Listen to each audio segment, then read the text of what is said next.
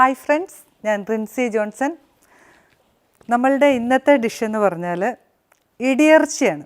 ഇടിയിറച്ചി എന്ന് പറഞ്ഞാൽ പണ്ട് കാലത്തൊക്കെ ഇടിയിറച്ചി ഉണ്ടാക്കുക, അത് കുറേ ബീഫൊക്കെ വാങ്ങിച്ച് ഉണങ്ങി, അല്ലെങ്കിൽ ഏത് സൈസിലുള്ള ഇറച്ചി കിട്ടിയാലും അവർ ഉണങ്ങി അത് എടുത്ത് വെച്ചിട്ട് പിന്നെ അത് അടുപ്പിലിട്ട് ചുട്ട് അമ്മിയെ വെച്ച് ചതച്ച് പിച്ചി കീറിയെടുത്ത് എണ്ണയിലിട്ട് വറുത്തെടുക്കുന്ന ഒരു രീതി പണ്ടുണ്ടായിരുന്നു.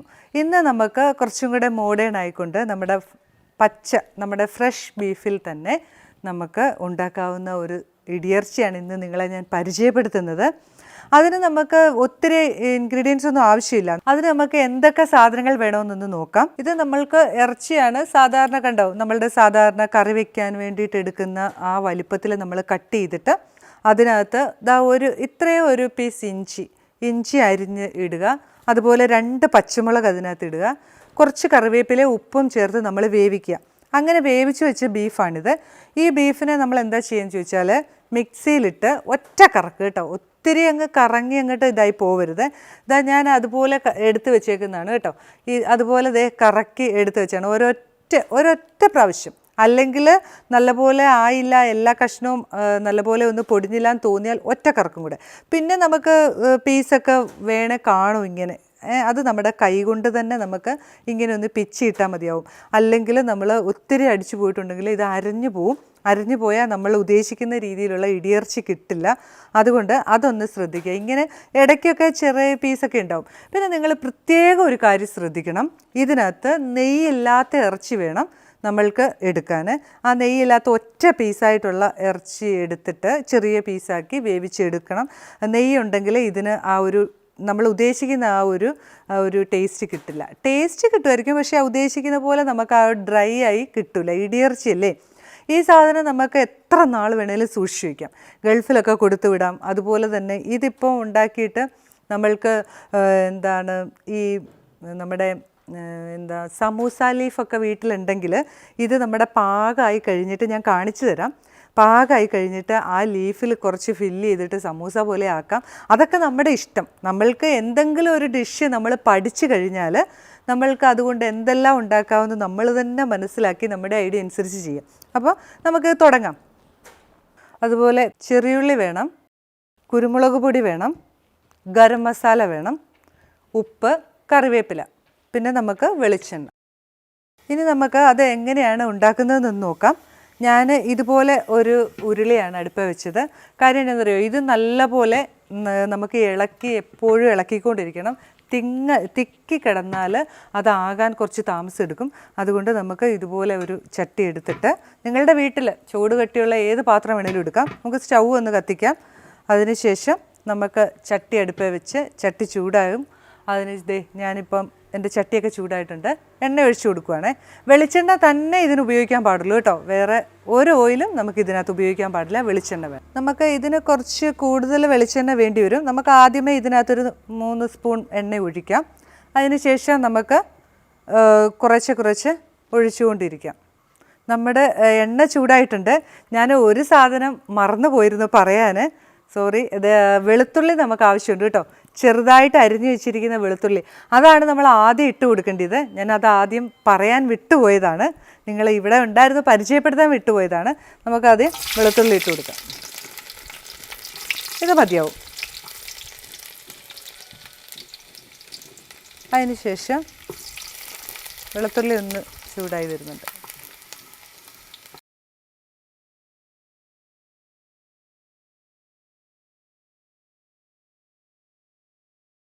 ചെറിയുള്ളി ഇട്ട് കൊടുക്കാം. ഇത് ഒരു 300 ചെറിയുള്ളി ഉണ്ട് കേട്ടോ.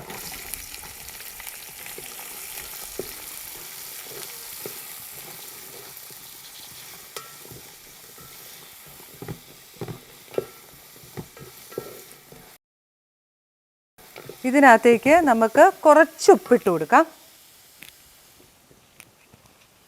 ബീഫിൽ നമ്മൾ ഉപ്പിട്ട് വേവിച്ചതാണ്. നമുക്ക് കുറച്ച് ഉപ്പിട്ടൊന്ന് കൊടുക്കാം. അതുപോലെ തന്നെ കുറച്ച് കറിവേപ്പില നമുക്കൊന്ന് മുറിച്ചിട്ട് കൊടുക്കാവേ. ഇതിങ്ങനെ ഫ്രൈ ആയി വരുമ്പോൾ ഒന്നായിട്ട് കിടക്കണ്ട, ഒന്ന് മുറിച്ചിട്ട് കൊടുക്കാം. കൈ കൊണ്ട് തന്നെ ഒന്ന് മുറിച്ചിട്ട് കൊടുത്താൽ മതി. ഇനി നമുക്ക് ഇതിനകത്ത് ഇതൊന്ന് ഇളക്കി കൊടുത്തുകൊണ്ടിരിക്കാം. നിങ്ങളിപ്പോൾ കണ്ടു നമ്മൾ ചട്ടി അടുപ്പ് വെച്ചിട്ട് എണ്ണ ഒഴിച്ചിട്ട് അതിനകത്ത് നമ്മൾ വെളുത്തുള്ളി ചോപ്പ് ചെയ്ത വെളുത്തുള്ളി ഒരു 2 സ്പൂൺ ഇട്ടിട്ടുണ്ട് കേട്ടോ, ഞാൻ പറയാൻ മറന്നുപോയതാണ്. അതിന് ശേഷമാണ് ഞാൻ ചെറിയുള്ളി ഇട്ടത്. 1 കിലോ ബീഫാണ് നമ്മളിവിടെ എടുത്തേക്കുന്നത്. ഞാനൊരു 300 ഗ്രാം ചെറിയുള്ളി ഉണ്ട്, അത് ചെറുതായിട്ട് അരിഞ്ഞത്. അതിനുശേഷം അതിനകത്ത് ഞാൻ ഉപ്പിട്ടു, കുറച്ച് കറിവേപ്പില മുറിച്ചിട്ടു. അത് നന്നായിട്ട് ഒന്ന് ഇളക്കിക്കൊണ്ടിരിക്കുകയാണ്. ഒരു ലേശവും കൂടെ ഒരു ചെറുതായിട്ടൊന്ന് വാടി കഴിയുമ്പോൾ നമുക്ക് നമ്മുടെ ബീഫ് ഇട്ട് കൊടുക്കാം. ആ സമയത്ത് നമ്മുടെ ബീഫിൽ പൊടിയാത്ത എന്തെങ്കിലും കഷ്ണങ്ങളൊക്കെ ഉണ്ടെങ്കിൽ നമുക്കൊന്ന് പിച്ചി കീറിയെടുക്കാം.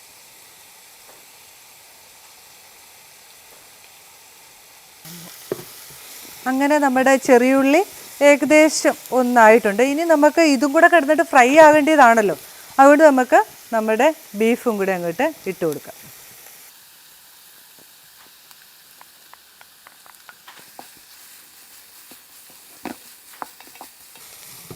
ഇതിലേക്ക് ഒരു കുറച്ച് വെളിച്ചെണ്ണയും കൂടെ നമുക്ക് ഒഴിച്ചു കൊടുക്കണം കേട്ടോ.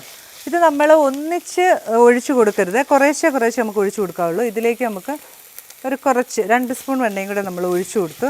ഇനി ഇത് ഇങ്ങനെ ഇരിക്കട്ടെ, ഇരുന്ന് നല്ലപോലെ ഒന്നാവട്ടെ. അങ്ങനെ നമ്മുടെ ഇത് ഏകദേശം ഒന്നായി വരുന്നുണ്ട്. നമ്മുടെ കുരുമുളക് പൊടിയും കുറച്ച് ഗരം മസാലയൊക്കെ ഇട്ട് കൊടുക്കേണ്ട സമയമായിട്ടുണ്ട്. നമുക്കതൊന്ന് ഇട്ട് കൊടുക്കാം. ഇതിനകത്ത് എരിവെന്ന് പറയുന്നത് നമ്മുടെ കുരുമുളക് പൊടിയാണ്. നമുക്കപ്പം നിങ്ങളുടെ ഇഷ്ടത്തിനനുസരിച്ച് വേണം ചേർക്കാൻ. എരിവ് നിങ്ങൾക്ക് കൂടുതൽ വേണമെങ്കിൽ കൂടുതൽ വേണം. ഇതിപ്പോൾ ബീഫൊക്കെ അല്ലേ, അത്യാവശ്യം നല്ല എരിവ് വേണം. ഞാനൊരു 3 സ്പൂൺ 3.5 സ്പൂണൊക്കെ ഇട്ടിട്ടുണ്ട് കേട്ടോ. എനിക്കത് വേണമെങ്കിൽ നമുക്ക് നോക്കിയിട്ട് ലാസ്റ്റ് കുറച്ചും കൂടെ ചേർത്ത് കൊടുക്കണം. ഇതിനകത്ത് നമ്മൾ ഒരു 2 സ്പൂൺ നമ്മുടെ ഗരം മസാലയും കൂടെ ഇട്ടു. ഇനി നമുക്ക് ഇളക്കിക്കൊണ്ടിരിക്കാം. തീ കുറച്ച് വെക്കണം കേട്ടോ, കരിഞ്ഞൊന്നും പോവരുത്. കൈ വിടാതെ ഇളക്കിക്കൊണ്ടിരിക്കണം. നമ്മൾ പൊടിയൊക്കെ ഇട്ടു. അതിന് ശേഷം ഉണ്ടല്ലോ, എണ്ണ വേണമെങ്കിൽ നമ്മൾ കുറച്ചും കൂടെ ഒഴിച്ചു കൊടുക്കണം കേട്ടോ. ഇത് നല്ലപോലെ ഡ്രൈ ആവണം, അതിനനുസരിച്ച് നമ്മൾ കുറേശ്ശെ എണ്ണ ഒഴിച്ചു കൊടുക്കണം. ഏകദേശം ഒരു ലെവലാവുമ്പോൾ നമ്മൾ നിർത്തണം. കാര്യം എന്ന് വെച്ചാൽ ഇത് നല്ലപോലെ ഡ്രൈ ആയി കഴിയുമ്പോൾ എണ്ണ ഇങ്ങോട്ട് ഇറങ്ങാൻ തുടങ്ങും. അതുകൊണ്ട് നമുക്ക് നോക്കി ഒഴിച്ചു കൊടുത്താൽ മതി. പിന്നെ ഗരം മസാല ആണെങ്കിലും കുരുമുളക് പൊടി ആണെങ്കിലും നിങ്ങളുടെ ഇഷ്ടത്തിനാണ് ചേർക്കേണ്ടത്.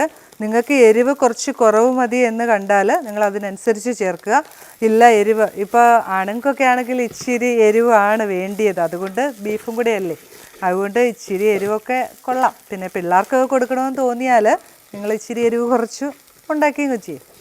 അപ്പോൾ ഇത് ഇങ്ങനെ കൈ വിടാതെ ഇളക്കിക്കൊണ്ടിരിക്കണം കേട്ടോ. ഇത് കരിഞ്ഞു പോകരുത്, ചെറു തീയിൽ തന്നെ നമ്മൾ ഇങ്ങനെ ഫ്രൈ ആക്കിക്കൊണ്ടിരിക്കണം.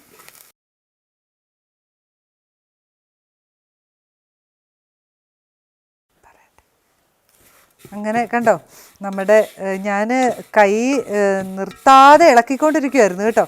അങ്ങനെ നമ്മുടെ ഏകദേശം ആയിട്ടുണ്ട്. കുറച്ച് നേരം കൂടെ കഴിഞ്ഞാൽ നമ്മുടെ ഇടിയിറച്ചി റെഡിയാവും.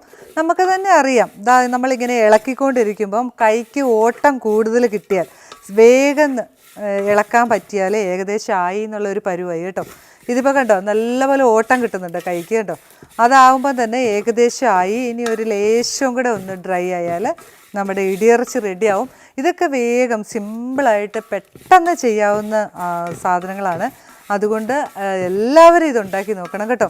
നമ്മുടെ വീട്ടിൽ ബീഫൊക്കെ കുറച്ച് കൂടുതൽ വാങ്ങുവാണെങ്കിൽ അതിനകത്തുനിന്ന് ഒരു 1/4 കിലോ എടുത്തിട്ട് ഒരു ബൗളിൽ കൊള്ളാവുന്ന എടുത്തിട്ട് നമ്മളൊന്ന് ഉണ്ടാക്കി നോക്കുക ആദ്യമേ. അതിനുശേഷം നിങ്ങൾക്ക് ഇഷ്ടപ്പെട്ടതിന് ശേഷം പിന്നെ കൂടുതൽ വാങ്ങിച്ച് നമുക്ക് ഇങ്ങനെ ഉണ്ടാക്കി എടുത്ത് വയ്ക്കാം.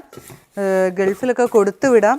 എത്ര ദിവസം ഇരുന്നാലും ഇത് കേടാവത്തില്ല. ഫ്രിഡ്ജിൽ വയ്ക്കേണ്ട കാര്യമില്ല. ഇത് പുറത്ത് തന്നെ ഇരുന്നാൽ മതി. നിങ്ങൾക്ക് ആവശ്യമുള്ളപ്പം കുറച്ച് നമ്മളിങ്ങനെ പുറത്തിരിക്കുമ്പോൾ തണുപ്പായിരിക്കുമല്ലോ, നിങ്ങൾക്ക് ആവശ്യമുള്ളപ്പം ഒന്ന് ചൂടാക്കുക. അതായത് എണ്ണയൊന്നും ഒഴിക്കാതെ തന്നെ വെറുതെ ഒന്ന് ചൂടാക്കിയിട്ട് ചൂടോടെ നമുക്ക് ഉപയോഗിക്കാം. അതുകൊണ്ട് ഇത് എല്ലാവർക്കും ഇഷ്ടപ്പെടുമെന്ന് എനിക്കറിയാം. ഇങ്ങനെയുള്ള സിമ്പിളായിട്ട്, ഇതിപ്പോൾ നമുക്ക് വലിയ മെനക്കേടും പണിയൊന്നും ആയില്ലല്ലോ. ഇതുപോലെയുള്ള സിമ്പിളായിട്ടുള്ള ഡിഷുകൾ നിങ്ങൾ ഉണ്ടാക്കി നോക്കിയിട്ട് അഭിപ്രായങ്ങളൊക്കെ പറയണം കേട്ടോ. അങ്ങനെ നമ്മുടെ ഡിഷ് റെഡി ആയിട്ടുണ്ട് കണ്ടോ, നല്ല പോലെ കണ്ടോ, മുരിഞ്ഞ് നല്ല കണ്ടോ പാകത്തിനായിട്ടുണ്ട്. ഇനി നമുക്ക് സ്റ്റൗ അങ്ങ് ഓഫ് ചെയ്യാം. കാര്യം എന്താണെന്ന് ചോദിച്ചാൽ ഇത് നമുക്ക് ഇരിക്കുമ്പം ഒന്നും കൂടെ അങ്ങോട്ട് ഈ ചട്ടിയുടെ ചൂടുകൊണ്ട് ഡ്രൈ ആകും. അപ്പം നമുക്ക് ഇത് നല്ല പോലെ ആയിട്ടുണ്ട്. ഇനി നമുക്കിങ്ങനെ ഇളക്കിക്കൊണ്ടിരുന്നിട്ട് നമുക്ക് ഒന്ന് ചെറുതായിട്ടൊന്ന് ചൂടാറി കഴിയുമ്പോൾ നമ്മുടെ സെർവിങ് ബോളിലേക്ക് മാറ്റാം. നമ്മുടെ പ്ലേറ്റൊക്കെ ഇവിടെ റെഡിയാണ് കേട്ടോ. ഇങ്ങനെ ഒന്ന് ആ ചട്ടിയുടെ ചൂടൊന്ന് മാറാൻ വേണ്ടിയിട്ടാണ് കേട്ടോ ഇതൊന്ന് ഇങ്ങനെ ഇളക്കിക്കൊണ്ടിരിക്കുന്നത്. ഇപ്പോൾ ഏകദേശമായി, സ്റ്റൗ എല്ലാം ഓഫായി തണുത്ത് ഏകദേശം ഒന്നായിട്ടുണ്ട്. ഇനി നമുക്ക് നമ്മുടെ പാത്രത്തിലേക്ക് മാറ്റാം.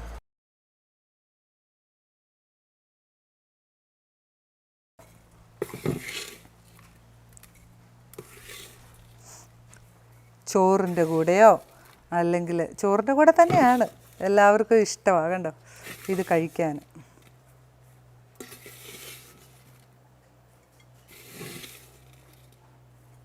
ഇത് കണ്ടോ നമ്മുടെ ഇടിയിറച്ചി റെഡി ആയിട്ടുണ്ട്.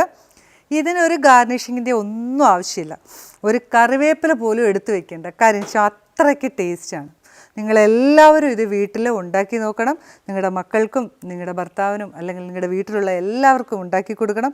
അതുപോലെ നിങ്ങൾക്ക് അറിയാവുന്ന എല്ലാവർക്കും ഇത് പറഞ്ഞു കൊടുക്കുകയും ചെയ്യണം കേട്ടോ.